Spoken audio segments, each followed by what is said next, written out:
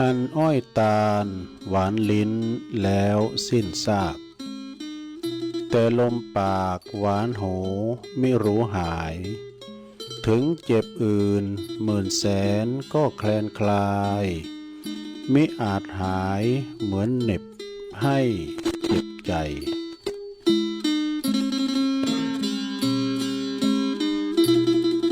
เอาละน้อศรัทธาญาติโยมต่างหลายเนาะตัวลุงก็พักเบรกก็คือหมายความว่าข่าวจากกรมประชาสัมพันธ์ก็ฟังข่าวบ้านข่าวเมืองพ้องเนาะตั้งสถานีวัดห้วยตองซักเปิงก็เอาธรรมจักรกับปวัตนสูตรก็คือเป็นกรรมเป็นสวดเนาะสวดมนต์เป็นธรรมกันแหล่ของพระพุทธเจ้าที่เปิ้นได้แสดงแก่ปัญจวัคคีย์ต่างหากเทศธรรมข้างแลกันแลกมีคุณฟังหาคุณแต่ว่าคุณหูให้คุณเดียวคืออัญญาโกณทัญญะเนาะก็มาชงตีสองก็มาเล่าสู่จู้กันฟังแถมดอกศรัทธาญาติโยมต่างหลาย วันนี้เขาก็มาฟังรายการสารธรรมยามคำสารธรรมยามคำนี่ก็ดำเนินรายการโดยต้นตัวแห่งอาตมาภาพเก่ากับผมตุลุงนันชัยวัฒนาคเสโนตูเจ้ายองจากป่าสร้างละปูนบุญคำน้ำปิงมาอยู่เปาะเปินป้อมเปินที่วัดพระธาดอยหน่อยนี่เด้อ ก็เป็นการอนุรักษ์วรรณกรรมก็คือภาษาเนี่ยภาษายองถ่ายยองบะอู่แล้วไผจะอู่ อู่ก็คือพูดนะพอวันละเด็กละอ่อนประเดี๋ยวนี้มันใครลืมกันไปนะมันใครลืมกันไปลืมกรรมนะลืมกรรมปู่ย่าตาโทษนะเฮาเป็นเจ้าเผ่ายองเฮาก็จะไปลืมกรรมยองนะศรัทธาวันนี้ก็เป็นวันพระวันศีลโดยศรัทธาญาติโยม หลังจากตีเดินยีปิงเสร็จสิ้นไปดูได้7 วันแป๊บเดียวได้เสียงไป7 วันแล้ว ทำ7 วันปัตนาก็เดินยีจะดับเดิน3จะเข้ามาทำแล้ววันเวลามันโวยนะลงเลยผ่านไปเนาะศรัทธาจากนั้นเขาจะไปจ่ากันเด้อ9 จ้า10 จ้าจะไปจ่าอย่างหอย9 ฝอย10 ฝอยหือมีประโยชน์เนี่ย9 โขด10 โขดจะไปโขดในหน้าที่การงานนี่ 9 ผาน10 ผานจะไปผานปอผานแม่ผานปอหลงแม่หลง 9 ทวง10 ทวงจะไปทวงความเจริญนี่9 เกิน10 เกินจะไปเกินตราจัง9 ฟัง10 ฟังหีบฟังสั่งคุณงามความดีเนอะ9 มี10 เมเหรอหรือมีศีลมีธรรม9 นำ10 นำจะไปนำไปตังเปลี่ยว9 เที่ยว10 เที่ยวจะไปเที่ยวจนดึกดื่นกึ่งคืนนี่สดา9 อื่น10 อื่นนี่จะไปอื่นหาปืนหาค้อน วัตถุที่มันแรงได้เจ็บได้ป่วยมากกว่าลำบากเนอะสดาญาโยมก็มาฟังกันต่อตอนนี้ไปก็นำเสนอเนอะสดาญาโยมนำเสนอทำอย่างหนึ่งอันนี้ก็เป็นสิ่งละอันพันละน้อยนัยยะลึกล้ำลึกล้ำนี่ของสำคัญขอบคุณแล้วเนาะขอบคุณความผิดพลาดขอบคุณความผิดพลาดที่ทำให้ฉลาดยิ่งกว่าเดิมขอบคุณความริษยาที่ทำให้กล้าสร้างสรรค์สิ่งใหม่ขอบคุณคำวิพากษ์นี่นะคำวิพากษ์วิจารณ์ที่ทำให้เหือนพลิบานอย่างไล่ข้อตำหนิ ก่อนนำเสนอทำย่ำหนึ่งเปิ้นว่าแก้วที่คว่ำแก้วที่มันข่มนี่นะอยู่กลางสายฝนต่อหือฝนตกนักต่อใดก็ตามเตอะไปว่าแก้วเตอะกะลากะลูกบาเป้าเนี่ยก็ตามเนอะมันข่มเนี่ยนะ ฝนจัดตกกันนำนักน้อยเพียงใดก็ตามทั้งคืนก็ตามก็บ่อาจจะติ้มน้ำติ้มแก้วได้นี่คนตีบ่ยอมเปิดใจเห็นโหนี่ต่อฮือคลุกคลีอยู่กับนักปราชญ์ทั้งคืนก็ยังคงโง่เท่าเดิม เนี่ยเนาะเนี่ยเพราะว่าจะปีนใต้รถนะปีนใต้รถจางกับปีนใต้รถน่ะล่องขับพอไอ้นะมันก็ไม่ได้ขับรถสักเตือไอ้นะยังก็ตามเนาะ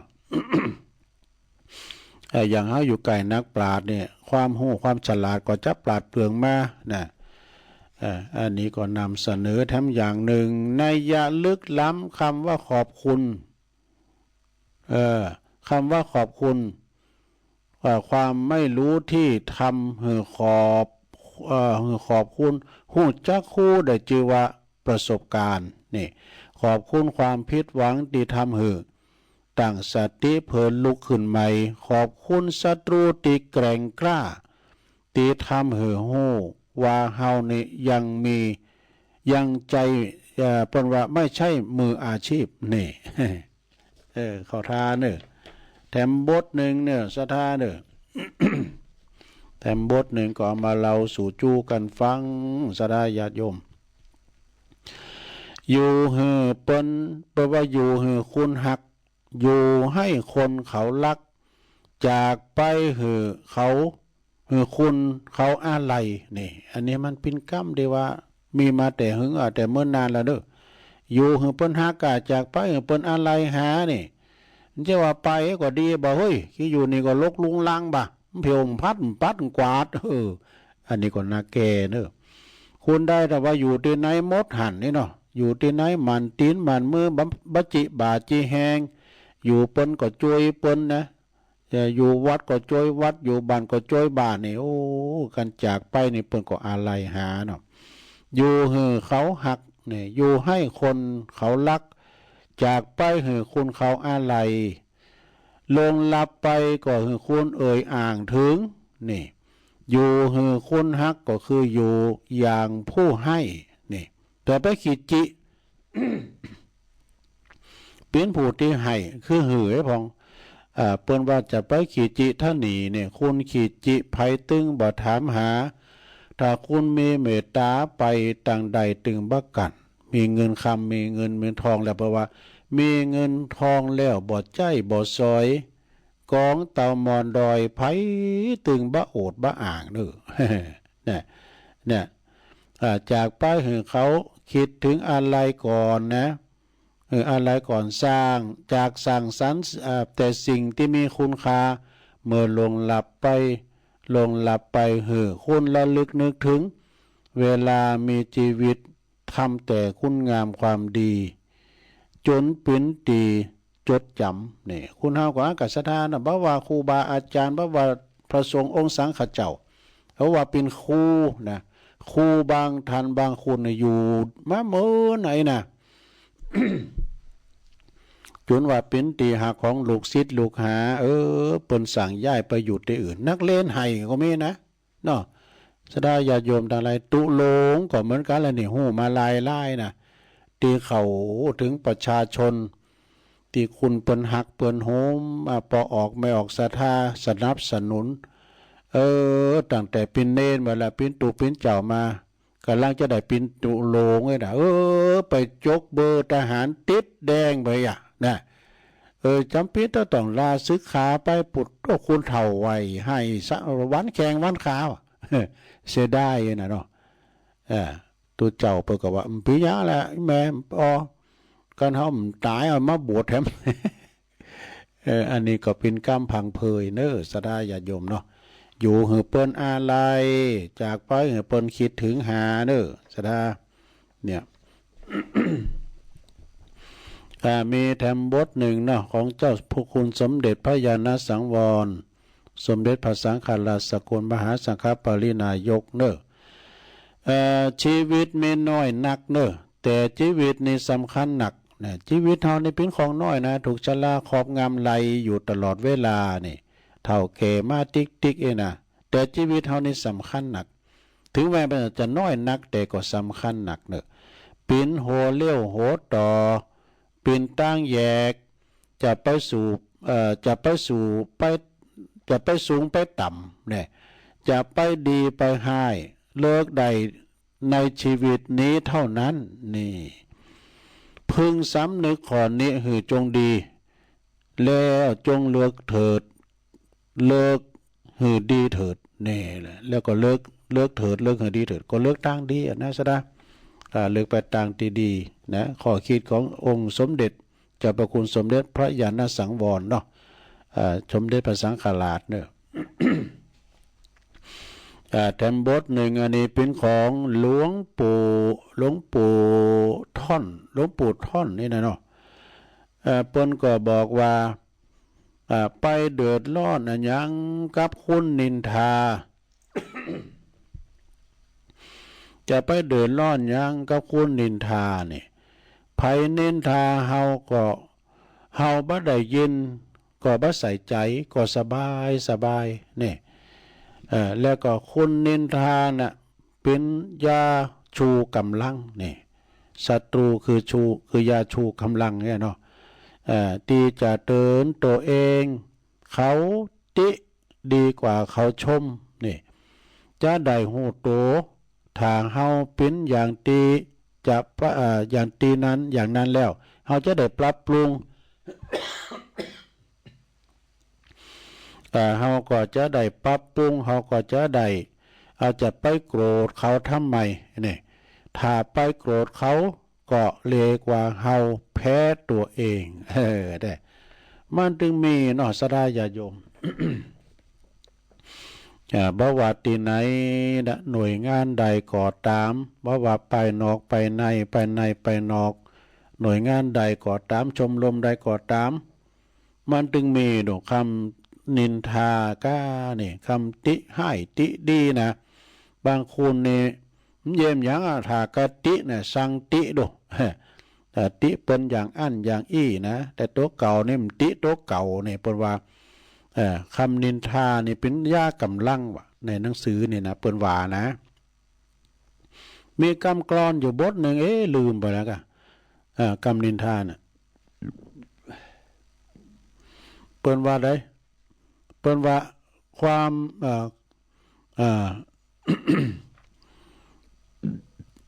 คำนินทากาเลเหมือนเทน้ำเนาะไม่ชอกช้ำเหมือนมีดเอามากรีดหินแม้แต่องค์พระปฏิมายังลาคินแล้วเหตุไฉนคนเดินดินกินข้าวแกงอย่างเราจะไม่ถูกคนนินทา เนาะบ้านจึงโดนนินทาหม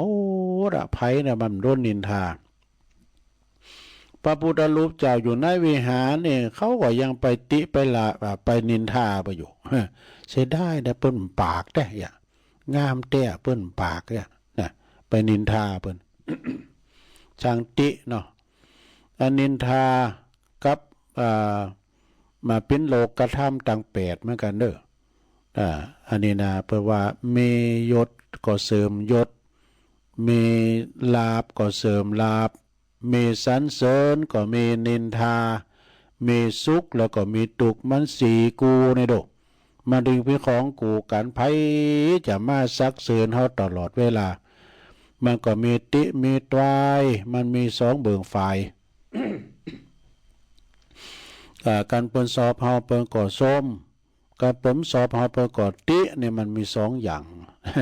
จะไปลุ่มหลงเพราะว่าจะไปเอ็นเอียงไปกับมันเนี่ยครูบาเปิ้นว่านะมันต้องยินดียินให้เปิ้นชมก็สักว่าชมเปิ้นติก็สักว่าติการเปิ้นตินี่เฮาก็มาปรับปรุงแก้ไขในตนตัวเฮามันเป็นจะได้นะคุณเฮานี่มันบัดถูกตินี่มันมีเลยนะความติหรือว่าความเป็นตินี่เป็นยาชูกำลังอันนี้นะเอาแถมบทหนึ่งนำเสนอเนอสดา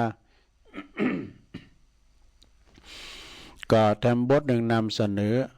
เรื่องเล่าปากต่อปากกันสุดท้ายก็เป็นแค่คำนินทาแน่เรากันปากต่อปากในสุดท้ายมันก็แค่คำนินทาเดี๋ยวมันก็ผ่านไปนะใจตีเพราะว่าใช้จิตใจตีชอบตำหนิผู้อื่นนะ ใจจิตใจตีชอบตำหนิผู้อื่น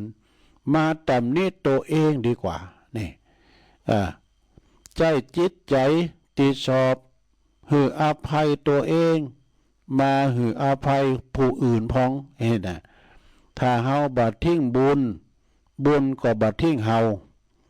ปัญหาเป็นสิ่งที่เฮาต้องแก้กรรมนี่เป็นสิ่งที่เฮาต้องชดใช้ทุกสิ่งทุกอย่างเป็นสิ่งที่เฮาต้องรับต้องดับทั้งนั้นนะต้องดับนะดับทุกเนี่ยนะซะนะแต่กรรมเนี่ยมันแก่บ่ได้เนอะ ไปว่าแก่กรรมใดพองกรรมนี่แก้ไม่ได้กรรมคือการกระทำกรรมอย่างใดก็ต้องได้ชดใช้อย่างนั้นทำกรรมอย่าว่าทำกรรมตั้งนอกเนาะเฮาไปลักขโมยจี้ป่นเปิ้นก็อาจจะลบหลีกได้นะลบหลีกตารางได้นะหรือว่ามีเงินก็สุกแล้วก็กรรมที่เฮาทำเนี่ยมันกรรมที่จะชดใช้นี่มันบ่หลีกพ้นเฮาได้นะกรรมเนี่ยมันก็ถึงเฮาทำอย่างได้ก็จะได้อย่างนั้นนะแต่บทหนึ่งนำเสนอกลั้นใจของเรานี่ เฮากันเนาะกันใจของเฮาเนี่ยตั้งแต่ตื่นนอนจนกระทั่งเข้านอนควรจะรักษาศีลเนี่ยว่ากันใจของเฮาหือสะอาดบริสุทธิ์อย่างสม่ำเสมอเมื่อกายวาจาใจเฮาบริสุทธิ์ชีวิตของเฮาก็จะมีแต่ความสุขชื่นบานนี่สุขสดชื่นบานเบิกบานโอ้เข้าทาเนอะสนาเนอะมีความสุขกายสุขใจเนอะความสุขนี่มีอย่างเป้งนะถ้าเฮามีความสุขลูกเต่าเหล่าล้านก็อยู่ถอยฟังกรรมบ่เป็นคุณเป็นเด็กแว่นนะต่างอกต่างใจทำเฮนหนังสือนะได้รับปริญญาทำให้พ่อแม่ชื่นใจนะจะไปขึ้นอย่างหนักเขาก็มีความสุขละนะมีความสุขกับร่างกายเฮาแช่มชื่นเบิกบานได้กินได้ทานเปิ้นกินได้กินเปิ้นทานได้ทานร่างกายของเฮามีพยาธิอัมพาตมาเบียดเบียนนี่มีโรคภัยไข้เจ็บเนี่ยมาเบียดเบียนมีความสุขเฮามีหนี้มีสินเนี่ยมีความสุขเฮามีเงินจ่ายอย่างบริสุทธิ์นะหาเงินมาได้โดยความมุมานะบ่ชอบบ่โกงบ่ลักบ่จกของไผมากินมาตานอันนี้ก็เป็นความสุขละนะอย่างตุลุงเคยว่ากูเตอนะสุขมีข้าวไว้กินสุขมีแผ่นดินไว้อยู่สุขมีกูนอนนำสุขเฮามีเงินมีคำติ๋มทงติ๋มไตสุขได้อยู่เฮิรนหลังใหญ่มุงกระดานสุขเฮามีลูกมีหลานเด้อมานางเวทเฝ้าสุขของคนเฒ่าสวอย่างเฮาก็อาบน้ำฟังธรรมลงเอ้ยคุณหนุ่มเขาไปฟังเฮ็มได มีกันคนเฒ่าเฮาเนี่ยก็ฟังกันเนี่ยเนาะมีความสุขกายสุขใจกันอูดแต่พองบัดบาเพิ่นว่ากำไว้ก็กันบ้าลินก็บ้าโมนกันมีโคนก็มีที่ไหวโคยากันมีศาสนาก็มีที่ไหวพระเจ้าการบ่มีคนเฒ่าก็บ้าลำมีไผมาปินมาฟังนำฟังธรรมเนาะศรัทธาไปเตะธรรมกลางวิหารการทำนึงอย่างนี้นะยืนมือส่องเนี่ยจอมเข้าไปกะลิงบาทนึงนี่แม่คำเอาปูชาอะไรปูชาก็ได้5 บาทเนี่ยอันนี้แม่สีแล้วแม่มาแล้วแม่มาจะดื้อใส่10 บาทเหรียญ10นี่โอ้มาตกดังลำเลยนะเอาเองเด้ออันแม่เนี่ยแม่มาแม่ป้าเอาสีโมงสีหมุนลบปืนนิดหน่อยมันได้มัน มันดังไงเนาะอันนี้เป็นกล้ามลิ้นมาได้นะหลวงเด้ออ้าว เต็มบทหนึ่งเนอของท่านพุทธทาสภิกขุบ่มีไผเล่าความชั่วของตัวเองนะมีไผเล่าความชั่วของตัวเองนะเบื้องหลังเนี่ยมีไผเล่าเป็นว่าปูดเสริงบนหลังหันหลังเนี่ยนะไม่มีใครเล่าความชั่วของตัวเองให้คนอื่นฟังดังนั้น เฮาจึงบ่ควรฟังกรรมข้างเดียวเนี่ยฟังความข้างเดียวเนี่ยเพราะว่าไปฟังกองหน้าเดียวเฮาฟังมันอู่นี่ปินจะปินนะจัดดีนี่นะเนี่ยเพิ่นฟังกองหน้าเดียวนะเพิ่นจะสอบสวนสอบถามก็ฟังถึงสองหน้านั่นเนาะนี่ก็คือบ่มีไผเล่าความชั่วของตัวเองให้คนอื่นฟังนะแถมบทหนึ่งนำเสนอคนเลวที่แสดงตัวไม่น่ากลัวเท่าคนชั่วที่สวมหน้ากากเป็นคนดีแน่โอ้สถาเฮาคุณเฮารู้หน้าแต่ไม่รู้ใจนะตำเตอคุณเฮานี่นะปุตโตสถาแต่งตัวภูมิฐานนะสถาใส่เกือบเหลื่อมมับใส่นิกไทยนะปุตโตบ่ให้บดีจะไปฟังเจอเด้อเนอะนะซัมเตอมันโอ้เดี๋ยวนี้แกล้งข้อแท็กเตอร์ก็หลายเนอะสถาเนอะเตอมาจุมาหลอกเปิ้นโทรศัพท์มานี่ให้มันดีก็จะไปหับทำเติมมาก็มันแกล้งหลอกลงสถาเปิ้นว่าโตเฮาก็จัดลักแล้วนะมายมาการมาอย่างนั้นลักสอกกอมตะวอกในเวงอย่างแฮมกำหนึ่งนำเสนอเนอะเอามันเสี่ยงเวลาเนาะโอ้เต้นเปิดสายก้าพอสมควรพ่อบุญธรรมปงหนองฟังกันอยู่เนี่ยพ่อนั้นเพชรวิยาวัจกรประหลงอันเล็กเขาเนาะอื่นไปตังปอบุญเย็นโดยเนิบวิชาเถินคือเติงหาตลอดเด้อปอบุญเย็นเขาหลายทันเนาะไปตังเวงป่าเป่าไปตังแม่สวยแม่สายโอ้ไม่สายแต่ก่มถึงก่อนเนาะสันเตยก็ครูบาอาจารย์เปิ้นมาออกรายการก็ซุ่มฟังกูตุ้นกูองค์วันนี้ติดต่อจากตุลุงนี่ก็ฟังอาจารย์ท่านพระมหาเสาแก้ว หรือว่าท่านพระครูปริยัติรัตนโชติปนเจ้าละอ่อนนะละอ่อนแม่ยิงเนี่ยละอ่อนโอ้ยสวดธรรมจักก็ได้รับตาวาเลยนะได้หมดหอแล้วก็เปิ้นจะได้มาไหวพระเปิ้นว่าสวดมนต์แปลด้วยเนาะท่านพระครูเปิ้นเป็นเจ้าคณะตำบุญนะพระครูพระมหาเสาแก้วครับทุกวันเสาร์เนาะ ทำบทเนอะก็ได้จะส่งงานน้องเจแล้วนะน้องเจเกมเนอะจะออกก่อนเวลาให้หน่อยกันเนาะก็จะออกก่อนเวลาให้หน่อยหนึ่งก่อนไม่เลินแสนต่อในเมจะโทษนะไม่เลินแสนต่อค่อยนะ ชีวิตว่าใดเริ่มต้นที่อายุเท่าไหร่เนี่ยแต่เริ่มต้นที่คิดได้เมื่อไหร่ต่างหากเนี่ยคือใดกะคือว่าคือว่าเขาเกิดมาเนี่ยใจชีวิตในระยะเวลาบางคนก็อายุ50 60 70 ปีก็รีบด่วนจากไปนะฉะนั้นเขาก็จงเกิดมาสร้างบารมีดูสร้างบุญบารมีรวมกัน สร้างบุญบารมีรวมกันเพราะว่าจะเขาจะมาในลักษณะไหนก็ตามบางคนเกิดมาดีเพราะมีบุญแต่เขาจะไปตั้งหน้าก็เขามีทุนก็คือการทำบุญเขาจะได้ไปดีเอกเนาะสดาญาโยมวัดวาอารามเขาก็จะไปละวันพระวันศีลก็ไปตามวาระโอกาสเนอะทำบุญสุนทานบ่ใจไปวันพระวันศีลไปวันธรรมดาก็ได้ไปซ่าเขาจังหันเนี่ยไปตานโกเขาคันน้ำนะก็ได้บุญเนอะศรัทธาไปไหวพระเจ้าไปขอป้อนกับตุลุงเขาตุปอเขาพระครูตุหน้าตุอาวมันสร้างความปีติดูศรัทธาตานโกเขาไปหือปอหลงแม่หลงปีป่านหน้าเอาดีเปิ้นรับตาลาลกไปก็ดีแผ่บุญแผ่กุศลไปหรือว่าบางคนบางตันนี่เปิ้นก็ไก่วัดเนาะไปสวดมนต์โดยตุเจ้าพันเองเขาถึงวันนี้ก็มีนะบางทีบางแห่งเนี่ยสดาฉะนั้นก็จะไปละเลยกันเนอะสร้างบารมีไปรวมกันไปนะ แถมกล้ามตัวลงมาป้าก็ป่วนในวันที่30ป่วนเนอะพอสมควร30นี่ก็พฤศจิกาเป็นวันสุดท้ายของเดือน เดือนพฤศจิกายนมีอยู่30วันแล้วก็เป็นวันศีลนะว่าเนี่ยพอสมควรวันที่30นะวันเสาร์มาปักกันนำกรรมหนึ่งก่อนเนี่ยวันนี้ก็ปักกันวันศีลนำกรรมก็ปักกันวันศีลกับวันเสาร์เหมือนกัน